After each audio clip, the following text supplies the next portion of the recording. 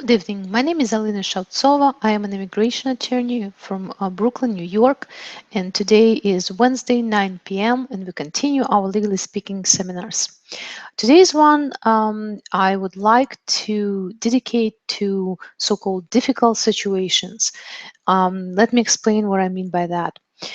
Most of the times when a person enters the country legally or using a visa, he or she later can adjust his or her status if they marry a U.S. citizen, or they can change the status to something else, or they can file if they have spent in the United States a long time. They can file for something called cancellation of removal in case they're placed in the removal proceedings. But there are difficult situations when those regular venues to obtain a credit, to obtain a permanent resident card, a green card, will not be available. What are those? Well, I'm referring to those who used a K-1 visa to come to the United States, those who came on a C visa, and those who entered the country without inspection. I will talk about these three categories separately within the next couple of weeks. And today I would like to focus our discussion or my presentation on those cases when a person entered the United States by using K-1 visa. K-1 visa is a fiancé visa. It's given to somebody who's a fiancé of a U.S. citizen and somebody who attested that will marry that U.S. citizen within the 90 days of arrival. If everything goes perfectly, the person comes to the United States, gets married with a U.S. citizen within 90 days of entry, and the couple applies for adjustment of status. Now, the marriage for immigration purposes will still be subject or correctly, to phrase it correctly, that the residence of the non-citizen will still be subject to conditions, even if the couple had to go through fiancé visa process, meaning that within the 90 days of the second anniversary of the conditional resident status, the person who is a non-citizen will have to submit together with a U.S. citizen a petition to remove the condition from the permanent residency. So it's true also for those who enter the country using K-1 or fiancé visa. That's a perfect situation. If everything goes well, that's how it looks. However, life is not perfect, and not always and not everywhere things happen the way we plan them to be. So very often those who enter the United States using K-1 visas, they find themselves in difficult situations when they cannot change their status to anything else, to any other status, because there is a clear prohibition to do so in the Immigration and Nationality Act. They cannot apply for adjustment of status apart from the marriage to a U.S. citizen who sponsored them, or so that the law says, and they would not be able to adjust their status in most situations in any other ways. Is it truly so? Is it the case that somebody who came on K-1 visa gets stuck in the United States and all he or she has is to go back to their home country? Well, yes and no. There are very limited situations when somebody who came on K-1 may still be able to get their green card while they're in the United States without leaving the United States. Let me cover those rare exceptions. Well, first of all, each situation is different. And if you did enter on K-1 many years ago and for some reason you do not have your green card right now, you should really speak with a lawyer near you and consult what can be done. Why?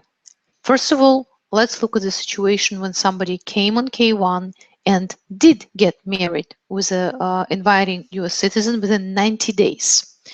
Now, This is actually the only condition to adjustment of status that's specifically voiced in the law, that the person who's using K1 has to get married with an inviting US citizen within 90 days.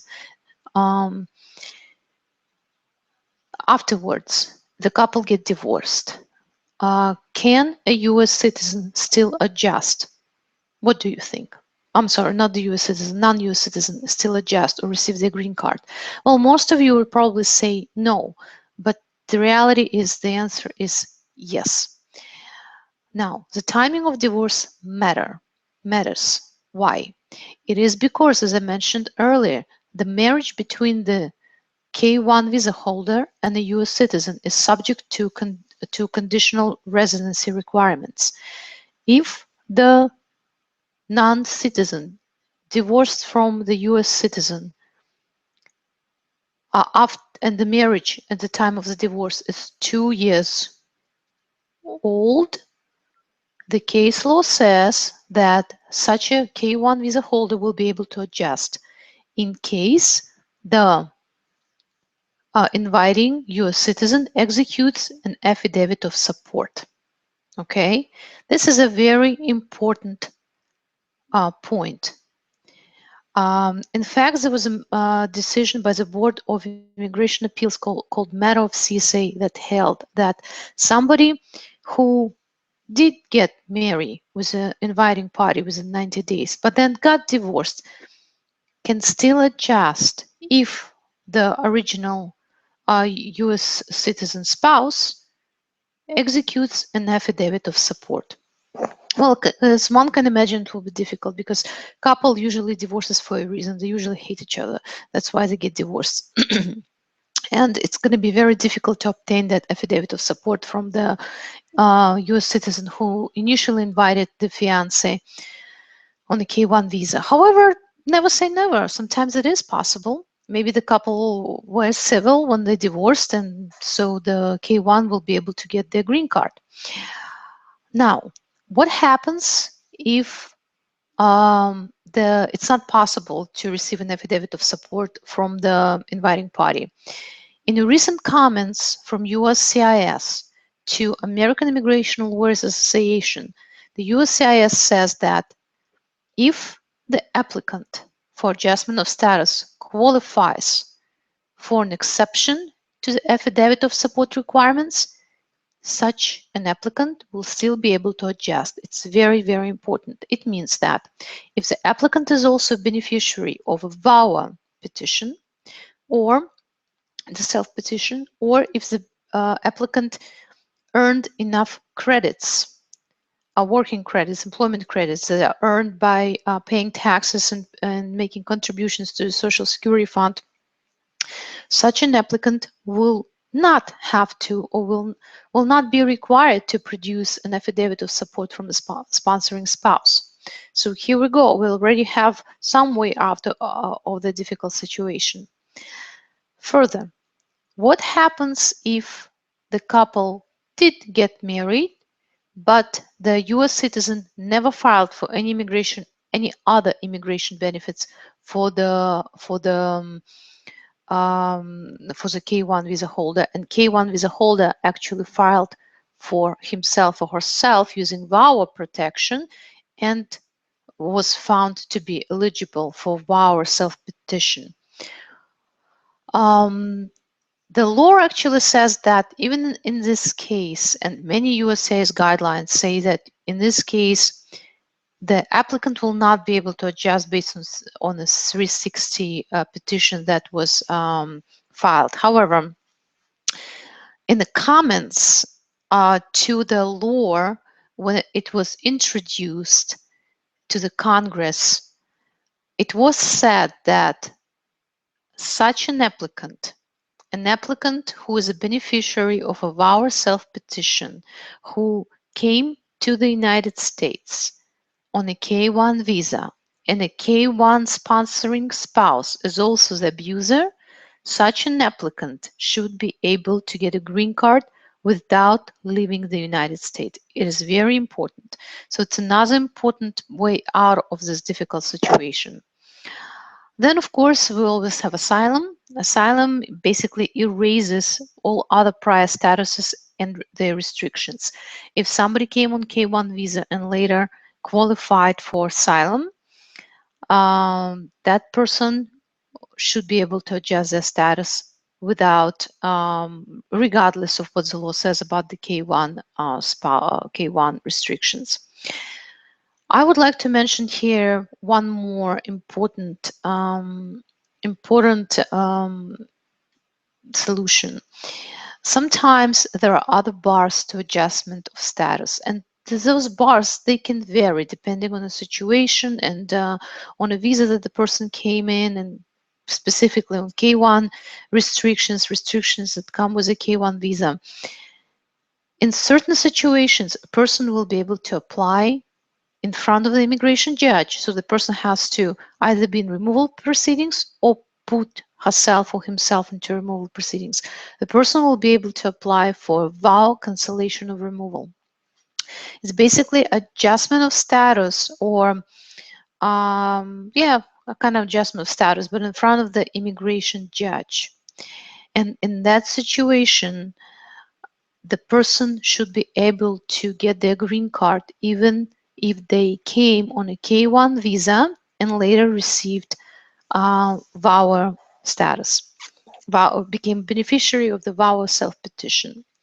Now, what happens if somebody was invited by a US citizen, came to the United States, found that the US citizen is already married, or that US citizen does not want to get married with a fiance, stayed in the United States, later married someone else, and through that someone else qualified for VAWA? Can that person get a green card in the United States? Well, I would tell you that that person should be able to receive at least VAWA cancellation of removal if qualifies. I would also tell you that, in my opinion, if the person the case law that held similar question said that the person will not be able to receive a green card in this particular situation. But if similar facts existed and the only difference would be that the person did marry a US citizen, could marry, was able to marry and did marry a US citizen, and later qualified for VAWA, not through the US inviting citizen, but through some other US citizen. In my opinion, the person should be able to get a green card if at the same time the person can show that conditions to the permanent residency should be removed, and the person would qualify for the removal of the conditions. It means that either the marriage to the first spouse was longer than 2 years, or the person can file for a waiver for the conditional residency by himself or herself. Now, there is no precedent like that so far, but I do believe it will be possible. Why am I telling you about all the situations? It's because that I do receive considerable amount of phone calls from women mostly who got stuck in this difficult situation and they do not have a way out. I spent some time researching this question. I read all the decisions that are available to public on this question, and those are my conclusions. So I always be happy to share with lawyers or people who are just thinking what to do. I'll be happy to share my research and my ideas.